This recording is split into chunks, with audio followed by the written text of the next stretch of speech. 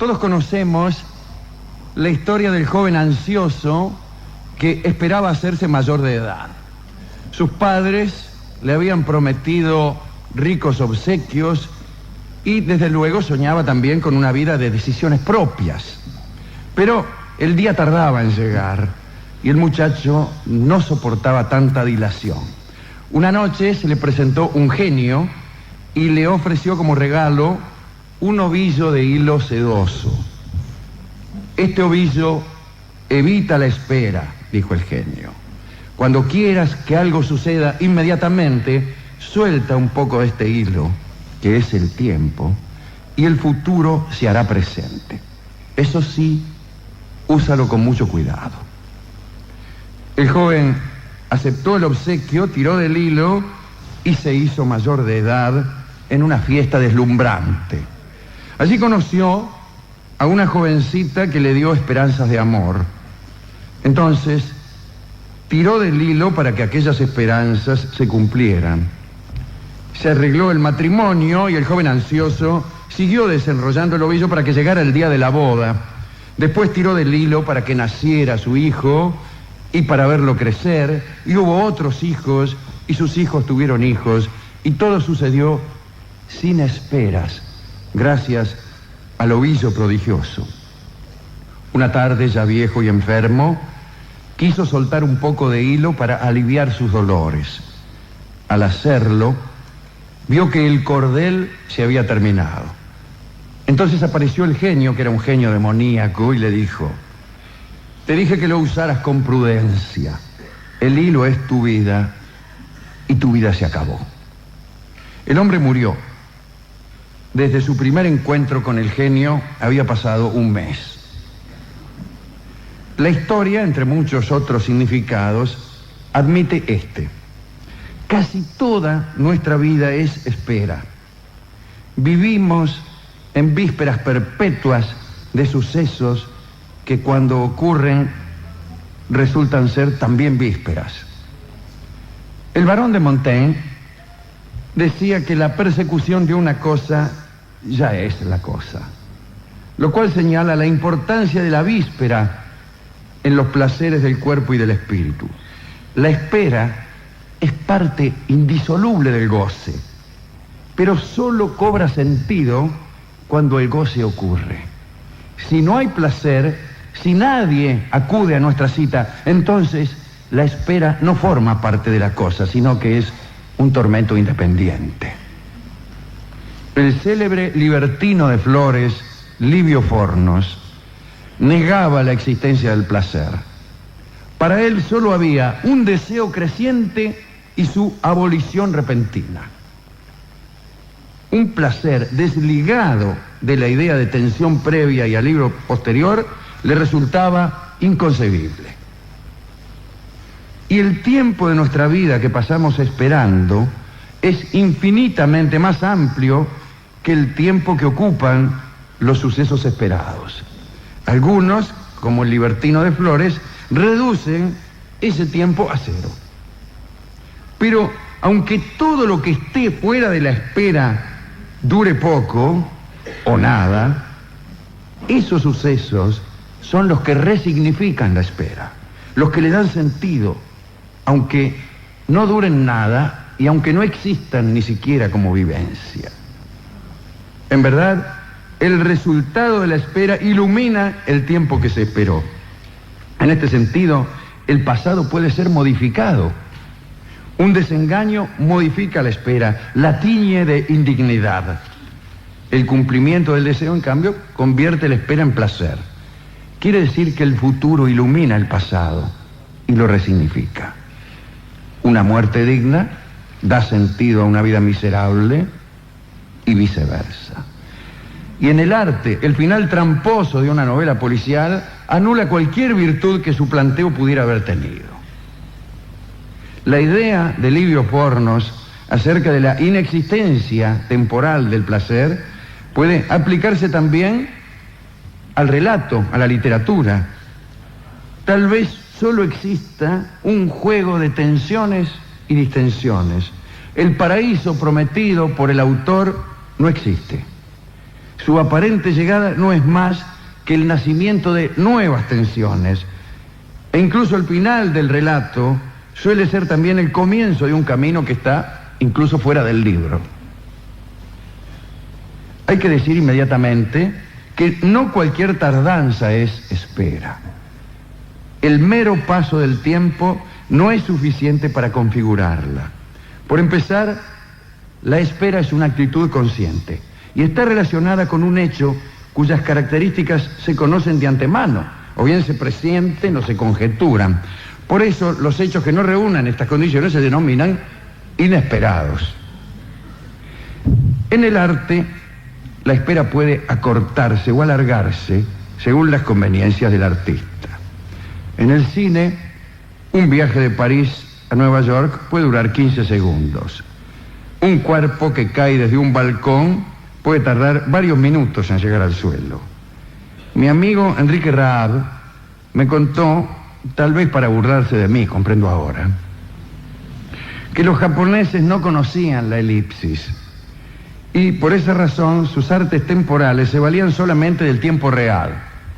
De este modo, me juró Raab, la película 55 días en Pekín, filmada por japoneses, hubiera durado 55 días. Y la vida del general San Martín, 72 años. Lo que trato de decir es que la espera, junto con la demora, la dilación en sus formas realistas o fantásticas, son un recurso artístico. A veces, una frase brillante o un suceso asombroso necesitan, para causar mayor efecto, de un largo rato previo de aburrimiento. Incluso muchos de nosotros, al observar que nuestra vida parece un largo aburrimiento, nos consolamos pensando que es como el terciopelo negro que servirá para destacar la aparición de un diamante. Claro, muchas veces transcurren los años y el terciopelo sigue y el diamante no aparece. En la música puede inclusive utilizarse la repetición, ¿no?, que a veces señala un espíritu obstinado, pero que en muchas otras ocasiones se propone un efecto hipnótico, adormecedor, del que vendrá a sacarnos algún cambio repentino de ritmo o de armonía. Lo peor que puede suceder en estos casos de espera, ¿no?, es que el espectador, o el lector, o el oyente, ya hayan adivinado lo que va a ocurrir y estén fastidiosos, esperando que de una vez suceda la frase o el sonido que ya todos conocen, menos los personajes de la novela o de la ópera. Nuestro amigo Roland Barthes habla de unidades narrativas o funciones. Esto parece aburrido, pero no lo es. Son en verdad unidades semánticas de contenido, ¿no? Barthes insiste a los gritos en que una función puede ser una palabra, una frase, un fragmento de la narración, un gesto, etc. Y distingue dos tipos de funciones.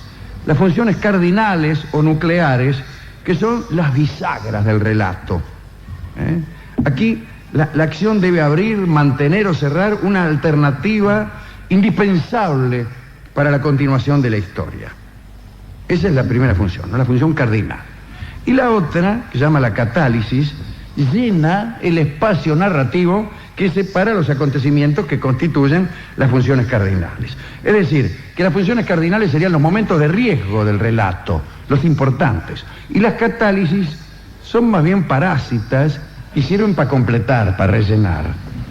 Es decir, las catálisis son tiempos de espera y las funciones cardinales lo que estábamos esperando.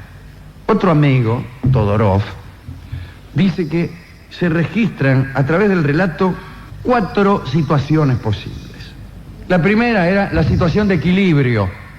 Es cuando no pasa nada, empieza el relato y no sucede gran cosa.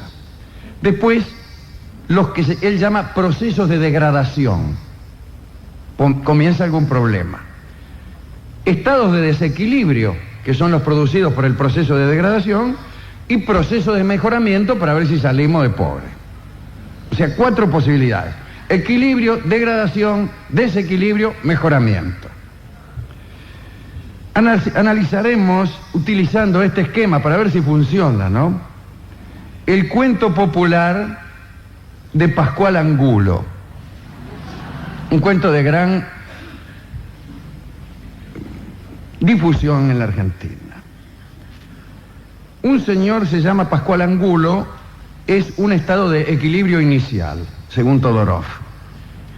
Sobreviene inmediatamente un proceso de degradación que no puede ser evitado, y es este. Los conocidos de este hombre lo escarnecen haciendo rimas infames con su apellido. Nos situamos entonces ante un estado de desequilibrio que es comprobado por el propio señor Angulo. El cuento continúa con un proceso de mejoramiento. El hombre, mediante una serie de trámites legales, intercambia los roles de nombre y apellido y pasa a llamarse Angulo Pascual. Sin embargo, este proceso de mejoramiento no logra su objetivo. Es lo que Todorov llama un mejoramiento no obtenido. Las personas, las mismas personas que al oír su nombre, Pascual Angulo, lo ultrajaban con la mayor torpeza, responden ahora ante la fórmula Angulo Pascual con un lacónico "te ultrajo igual".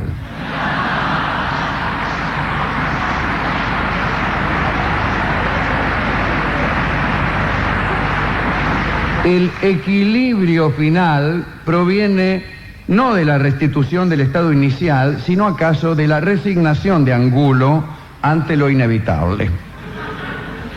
Lo que hay que decir es que los procesos de mejoramiento o degradación implican una espera. Esta espera puede ser la del personaje o del héroe para coronar sus deseos, para hallar lo buscado, para conquistar su saber, pero también puede ser la espera del lector o del espectador para llegar a la clausura de las secuencias artísticas. Toda espera está salpicada de indicios que nos hacen presumir la cercanía, la lejanía o la imposibilidad del cumplimiento de nuestras pretensiones.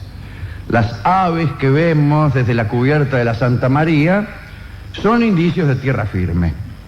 El casamiento con otro señor de una dama que nos dejó es indicio de que ya no volverá con nosotros. No sería desatinado pensar que la espera se sostiene y se renueva con los indicios positivos. Los horarios del ferrocarril ayudan a sostener la fe de los usuarios. Otros indicios favorables son el paso de un tren en otra dirección, la presencia de otros pasajeros en la estación, las barreras cercanas que se bajan, las señales que habilitan, las vías pulidas por el uso. Por el contrario, indicios negativos, o peor todavía, la falta de indicios, suelen conducir a la interrupción de la espera. Voltaire sostenía irónicamente que el afianzamiento del cristianismo había conducido a la total ausencia de milagros. En el mismo sentido, Unamuno pedía a gritos una señal, una sola, un indicio. Las artes temporales han desarrollado un riquísimo lenguaje de indicios. El cine ha creado inclusive unas huellas que no existen en la vida real. Un grupo de jóvenes en el cine que dicen no creer en vampiros garantizan la aparición de un vampiro. El primer plano de un velocímetro es señal de un choque inminente. Una colección de iniquidades que suceden en una misma casa nos hacen presumir que esa casa se incendiará al final de la película. En la literatura y en el teatro hay incluso obras en donde solamente hay indicios de algo que no va a ocurrir nunca. El presagio, la premonición, la amenaza son ya un mundo que no requiere cumplimientos para ser válido. La ilusión no es un pagaré, decía Wimpy. Así, la antigua idea de que el camino y la meta son la misma cosa encuentra en los más complejos relatos contemporáneos su demostración más refinada. Vamos a citar en esta charla, cuyo tema central es la espera, algunas esperas históricas notables. El compositor Erik Satie conoció allá por 1890 a Suzanne Valadon, una pintora que había empezado como modelo de Renoir y de Toulouse-Lautrec. Suzanne había ejercido el clásico tráfico sexual entre artista y modelo en ambas direcciones. En una ocasión, ella quiso hacer un retrato de Satie y después de varios encuentros se hicieron amantes. Pasaron algunos meses y ella lo abandonó de un modo más bien impreciso, sin cartas, sin golpes de efecto. Satie, como tantos, no alcanzó a percibir su condición de amante efímero y fue desarrollando la convicción de que su amor por la pintora, no por la pintura, sino por la pintora, era eterno. Instalado firmemente en aquella idea, juró esperar a su amada todo lo que fuera necesario. Le escribía cartas, unas cartas en las que caracterizaba la ausencia de Susana, que se había ido para siempre, como un provisorio alejamiento y prometía la mayor de las paciencias. Ella nunca le respondió y la verdad es que ya se había hecho amante de un amigo de Satie, llamado Moussis, con quien, según parece, incluso había suprimido la dilación del retrato.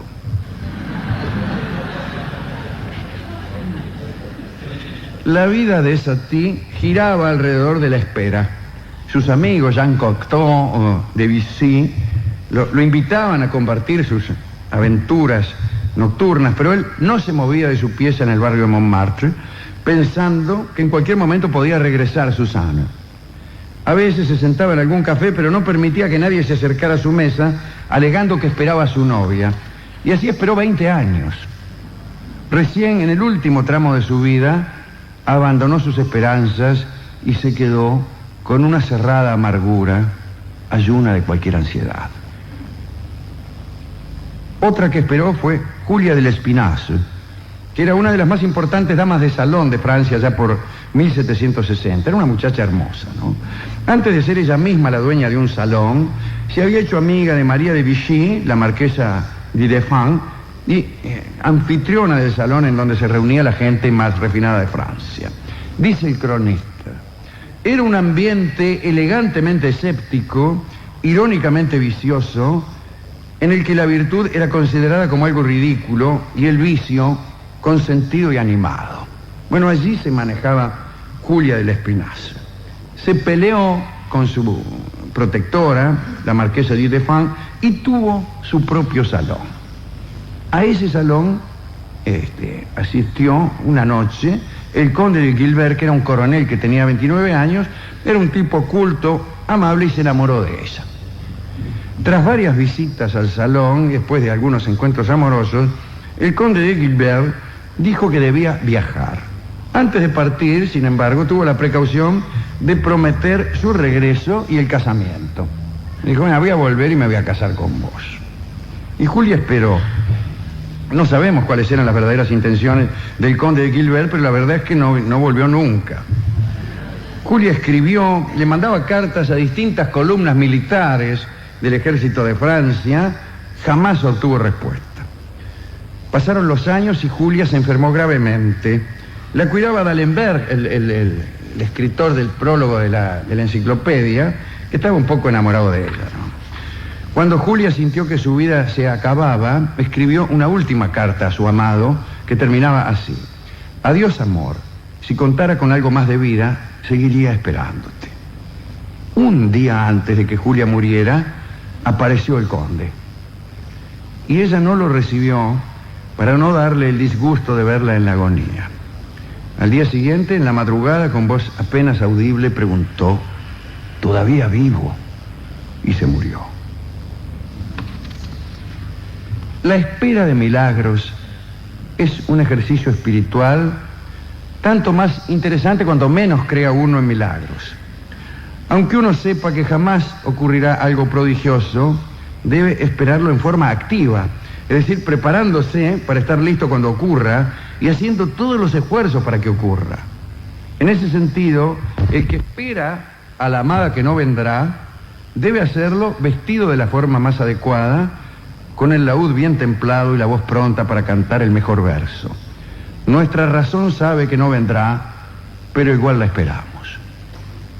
Enemiga de la espera es la traición. La traición torna inútiles nuestras preparaciones. Uno espera que suceda una cosa y sucede otra. Cualquier traición reviste siempre la forma del imprevisto. Para que se configure una traición es indispensable una confianza previa. Y cuanto mayor es esa confianza, cuanto mayor es la vecindad, el amor, el afecto, más detestable y también más perfecta es una traición. En las artes temporales podríamos imaginar unas estructuras donde la confianza y la espera de unos deleites precedieran al desengaño artístico de una resolución inepta o taimada. Sucede mucho en el cine, ¿no? Uno está esperando una explicación soberbia y era un sueño todo. Esa es una traición del director, ciertamente. Como tema dramático, la traición es de una impresionante eficacia. El Dante ubica a los traidores en el ínfimo círculo del infierno. En verdad, el propio Lucifer se halla comiendo con sus 3 bocas a Casio, a Bruto y a Judas, 3 traidores. Por lo demás, el pecado central de Lucifer es la traición. El infierno del Dante es muy ordenado, ¿no? De modo que se establecen diferencias entre los traidores a la patria, los traidores a sus bienhechores, a los huéspedes, etc. Después del sitio de Ravenna, Teodorico, el rey de los ostrogodos, y Odoacro, el rey de los érulos, pactaron una reconciliación. Los 2 reyes iban a reinar juntos en Italia. Se iban a repartir el poder y las riquezas de aquella región. Para festejar el fin de las matanzas, Teodorico organizó un banquete en el que participarían todos los soldados de los 2 ejércitos. Y para evitar cualquier actitud sectaria, Teodorico propuso que los hombres se sentaran alternadamente, de modo que cada ostrogodo tuviese a su lado a 2 érulos y cada érulo estuviese franqueado por 2 ostrogodos. Los hombres comieron y bebieron y después disfrutaron de un espectáculo de bailarinas y acróbatas, y en determinado momento sonaron unas trompetas y cada ostrogodo apuñaló a su vecino de la izquierda. 3000 guerreros érulos murieron en ese mismo momento. El propio Teodorico se arrojó sobre Odoacro y lo apuñaló. Solo se salvó un érulo, un príncipe de 7 años al que le perdonaron la vida. Y esa fue la traición de Ravenna. En Nueva York, el pistolero Sam Taylor tenía por costumbre asaltar bancos. Lo hacía conforme a unos procedimientos rápidos y eficaces, de modo tal que la policía no podía echarle mano. Sus apariciones eran sorpresivas y sus huidas instantáneas. El joven periodista Jimmy Olsen entró en sospechas y sí, se hizo amigo de Taylor. Y le presentó incluso a su hermana. Durante largos meses, Taylor y Olsen se ven todos los días, comparten reuniones familiares, ingresan en terrenos de afecto y de confianza, pero Olsen lleva consigo una grabadora y registra unas confesiones que Sam Taylor le hace en una noche de copas. Finalmente Olsen invita a Sam Taylor a su casa y avisa a la policía que venga a detener al ladrón de bancos que están buscando. Sam Taylor es detenido. Olsen presenta las grabaciones como prueba, el diario donde él trabaja obtiene la primicia y toda la ciudad de Nueva York saluda a Jimmy Olsen como el héroe del momento, ya que permitió la detención de un verdadero enemigo público. Sam va preso y Jimmy triunfa. Y aquí termina la historia. Pero yo sueño con un cielo en donde Dios perdona a los ladrones, pero no a los traidores y alcahuetes.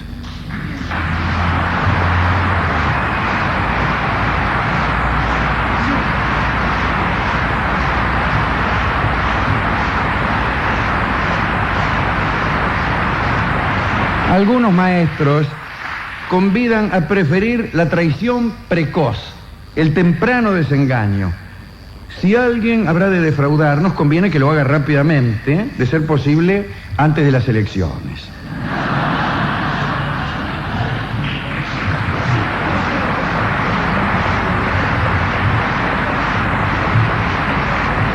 Se trata de reducir al mínimo el periodo de confianza, de afecto y de promesas para no realizar las costosas inversiones que estos sentimientos presuponen.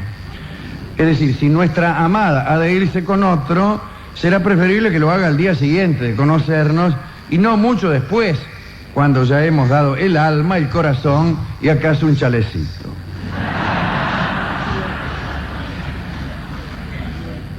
El rechazo, tercer elemento de esta charla, es como el desengaño o la traición, una frustración de la espera. Pero también resignifica la espera. Hay que decir, sin embargo, que por no ser tan sorpresivo, el rechazo resulta menos espectacular. Pero sí podemos afirmar que el rechazo amoroso es más terminante que la muerte. El que se muere puede al menos soñar con una vida de ultratumba o con la perduración a través de los hijos o las obras. El que es rechazado no tiene ni sombra de esperanza. Aun si existiera el paraíso, a él no le serviría más que para prolongar su desdicha de la vida terrenal, ya que ahí encontraría a su amada del brazo de otro señor. Citaremos algunos rechazos míticos. Nicea era una náyade, hija del río Sangario y de la diosa Cibeles, y era rebelde al amor, solo le gustaba la caza. Un día, un pastor de Frigia, llamado Himno, intentó seducirla y, según dicen, no recibió más que desdenes. Como Himno no se resignaba al fracaso, Nicea lo mató con sus flechas. Y Eros, dios menor del amor, indignado con Nicea, inspiró en Dioniso, el dios del vino, una violenta pasión por la náyade, haciendo que la viera desnuda en el baño. Pero Nicea tampoco quiso ceder al dios y lo amenazó con sus flechas si no la dejaba en paz. Pero Dioniso era un hueso duro de roer e hizo lo siguiente: transformó en vino el agua de la fuente donde andaba la náyade, y una vez que la vio completamente borracha, se le arrojó encima. Dicen que no le costó nada adueñarse de Nicea y que en los primeros momentos de lucidez la náyade quiso suicidarse, pero luego de un tiempo terminó por hacer las paces con Dioniso. Tuvieron varios hijos, con eso les digo todo. Un joven persa llamado Darayagua se enamoró de Cira, la hija de un comerciante de Susa. Ella no lo correspondió, pero para divertirse un rato tuvo la idea de obligarlo a realizar hazañas imposibles o enojosas con la promesa de entregarle su amor si las cumplía exitosamente. En primer lugar, Darayagua fue a buscar los frutos del árbol de la sabiduría que crecía no lejos del río Indo, en los confines del imperio. Los frutos provienen de una higuera que está rodeada de centenares de otras higueras cuyos higos producen conocimientos falsos. El joven permaneció largos años en una enorme biblioteca que hay junto al jardín de las higueras y allí indagó en los libros la forma de diferenciar un fruto de otro. Después tuvo que profanar el templo de Maharashtra, donde solo pueden entrar los monjes de la Orden del Águila. Darayagua cumplió durante 7 largos años las arduas tareas del noviciado y finalmente fue ordenado monje.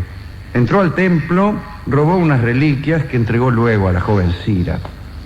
A lo largo de los años, Darayagua fue matando dragones, escalando montañas, resolviendo enigmas y desobedeciendo leyes sagradas.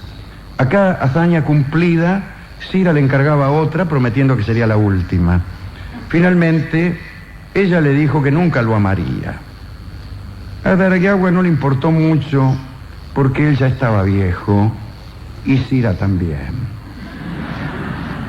Murió poco después, creyendo que no había sido amado por la insuficiencia de sus proezas. Otro rechazo. Estenebea era la esposa del rey Preto. La pareja vivía en Tirinto, tenían varios hijos y eran muy felices. Muy bien. Un día cayó a Tirinto un joven llamado Belerofonte, cuya belleza sedujo a este Nevea. Entonces, esta señora no aguantó un minuto más y le insinuó sus pretensiones del modo más ostensible. Belerofonte, casi ofendido, se negó a satisfacerlas. La muchacha irritada lo acusó ante Preto, su marido, ¿no?, de haber tratado de violentarla. Y Preto, que sentía afecto por Belerofonte, en vez de matarlo él mismo, lo envió a Licia, a casa de su suegro Yobates, con una carta en la que pedía a Yobates que diese muerte al portador. Es curioso llevar una carta cerrada, entregársela a un señor, abrir la carta a este señor y encontrar allí escrito "matame".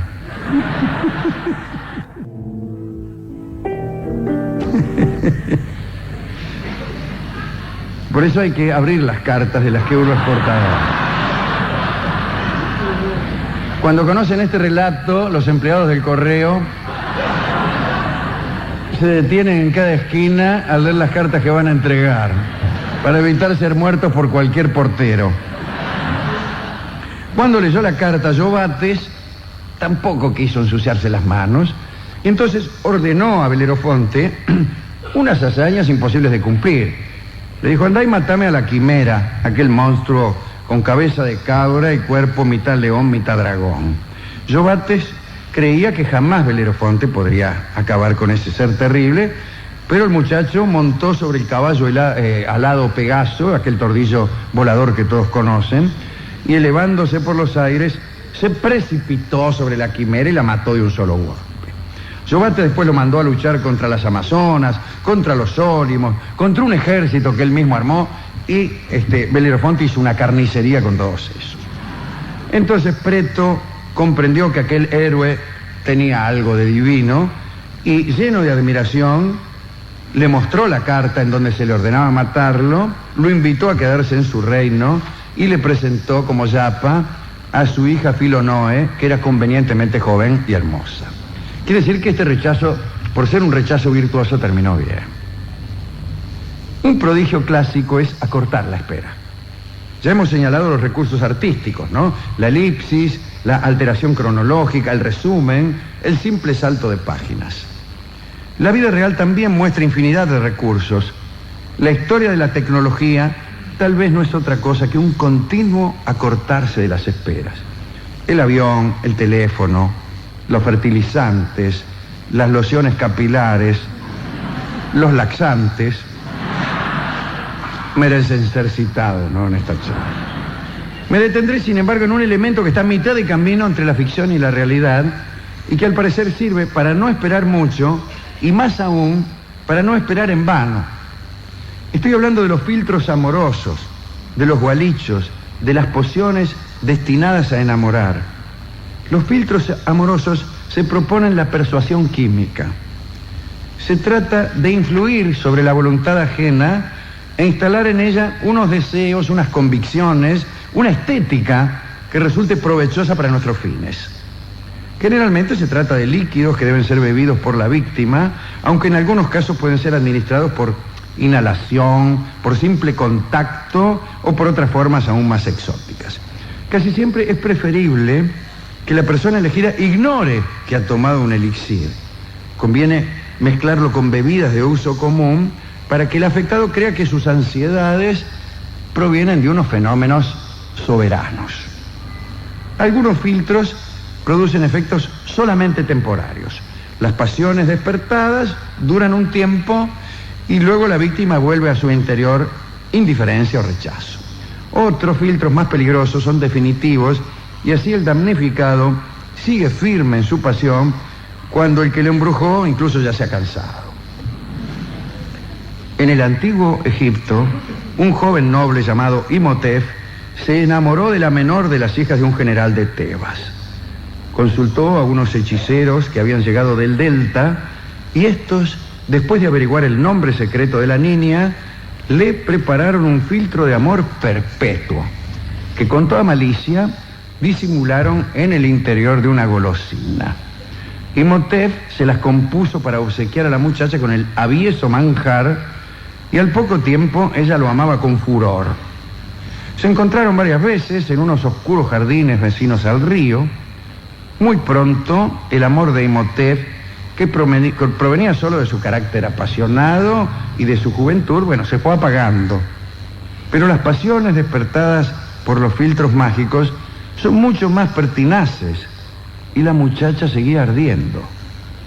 Ella usó incluso el poder de su padre para casarse con Imhotep. Y el muchacho, atemorizado, no tuvo más remedio que ceder. Luego vinieron años infernales. Ella lo perseguía continuamente.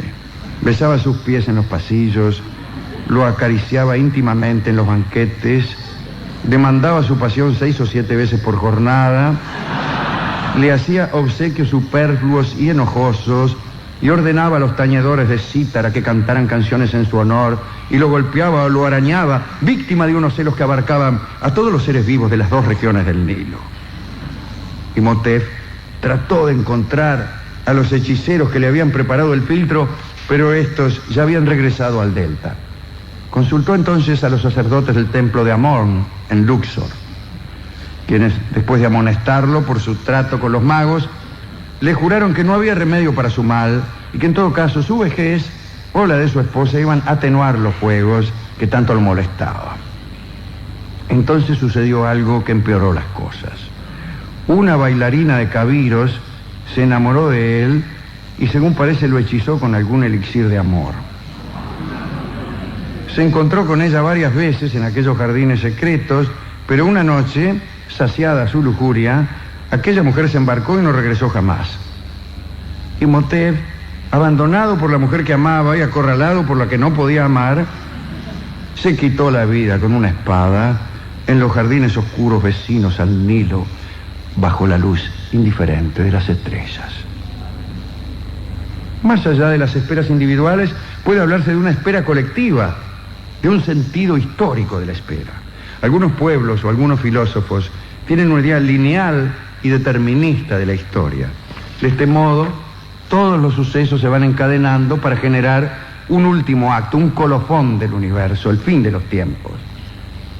Fin que desde luego confiere a la historia un claro sentido de espera y preparación. Ahí está el juicio final del cristianismo y del islam. Los mitos escandinavos también preparan un final, pero es un final más bien frustrante, ¿no? El Ragnarok, el ocaso de los dioses. Las profecías dicen que primero llegará un terrible invierno, que es en realidad la suma de 3 inviernos consecutivos.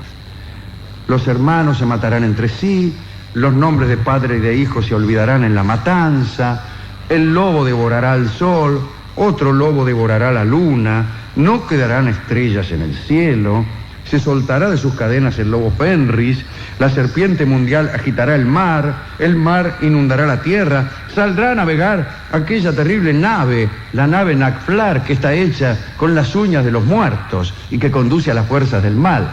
Para que el Ragnarok no llegue, los escandinavos le cortaban las uñas de las patas a los muertos para que no pudieran llegar al fin de la construcción de la nave terrible, ¿no? Odín, en aquel día del Ragnarok, iba a ser devorado por el lobo Fenrir, y el lobo Fenris iba a ser muerto por Vidar, que le iba a poner un zapato en la boca. Pero ese zapato estaba hecho con los cueros que los zapateros tiraban.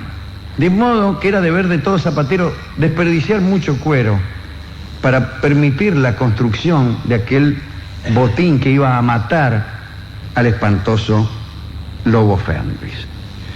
Los dioses y los hombres saben que esto ocurrirá, pero acá hay una espera de sentido negativo, ya que todos trabajan para demorar estos sucesos todo lo posible, ya sea cortando uñas de muertos o tirando sobrantes de zapatero.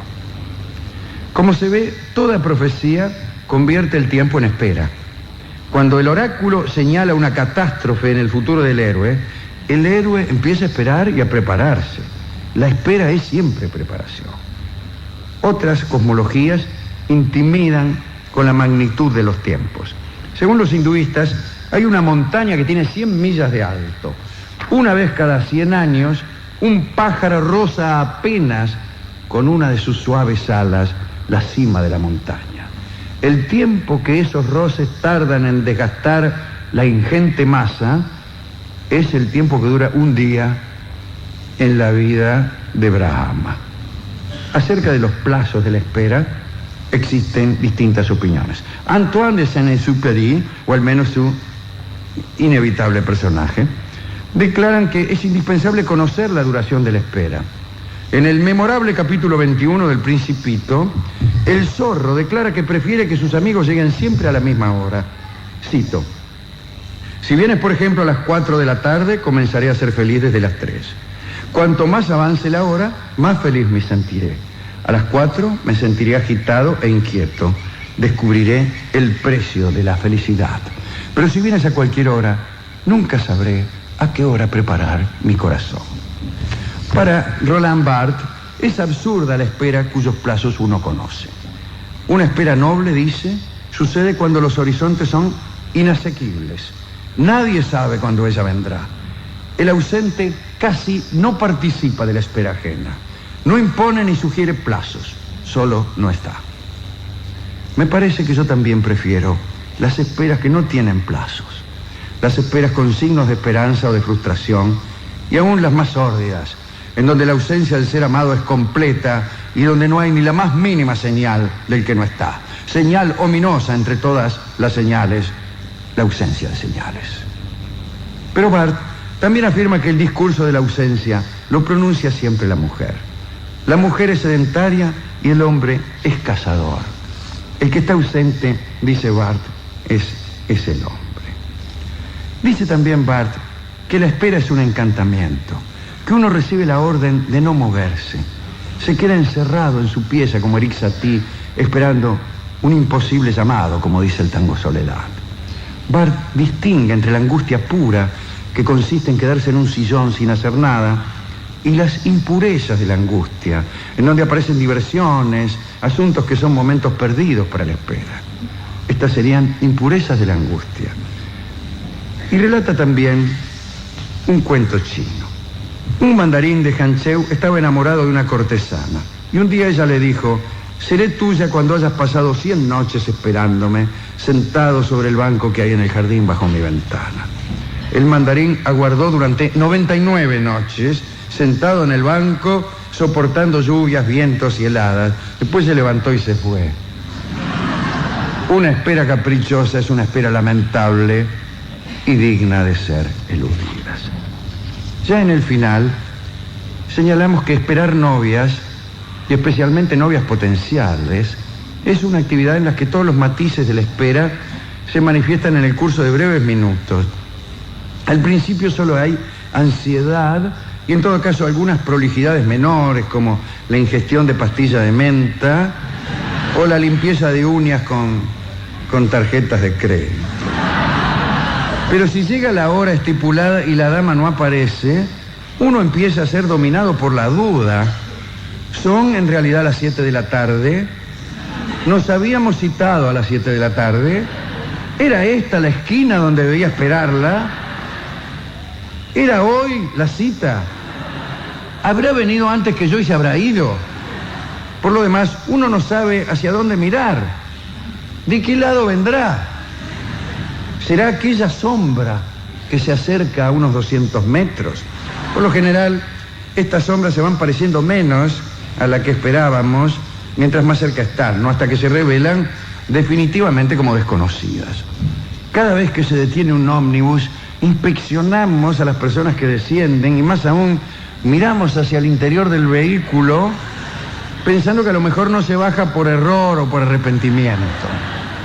En la vereda de enfrente una señorita está esperando. ¿Será ella? Ya son las 7:15. Seguramente estará molesta. Cruzamos a la carrera solo para comprobar que la dama es otra desconocida. Pero también comprobamos que la avenida es ancha y que no hemos estipulado en qué vereda esperaremos. A las 7:20 ponemos plazo a nuestra dignidad y decidimos irnos a las 7:30. Al mismo tiempo vamos desarmando los mecanismos de preparación de nuestro cuerpo y de nuestro espíritu. Después de todo, no era tan linda. A las 7:25 no nos molesta tanto cuánto tarda en llegar la dama, sino cuánto tardan en llegar las 7:30.